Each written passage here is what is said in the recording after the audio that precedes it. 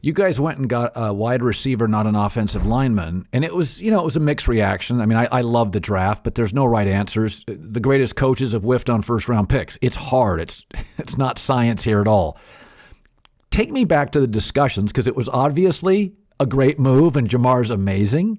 Joe was vocal about it, verbal about it. This guy's unbelievable. Was it a long decision? Was it something you went back and forth on? Take me to the process of that.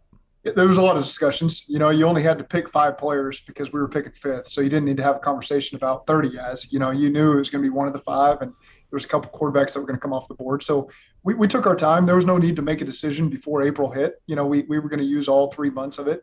But the most important thing is we needed to be more explosive. The relationship with him and Joe weighed into it a little bit. That wasn't the deciding factor. We need to be more explosive. Having a great explosive receiver helps your offensive line as well. So not only does it help your quarterback, not only does it help your offensive line, not only does it help your defense because you can score more points and take some of the pressure off of them. So at the end of the day, you look at a lot of championship offenses that have had stellar quarterbacks, and a lot of them had 3 really good receivers, and defenses couldn't hone in on them. And so that's our plan of attack, is put a lot of weapons out there. And, you look at Jamar Chase's 80-yard touchdown the other day was a slant route. That's a quick game. The linemen don't have to protect very long. And I don't have to call any extravagant play. I called a slant flat for 80 yards. It doesn't get much easier than that. So we're obviously very happy with the decision. 7 of the 8 divisions right now are led by the best quarterback in the division.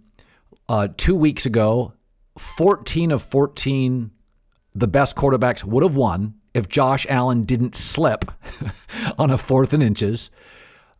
Quarterback's always been important. There's no question about it, Zach.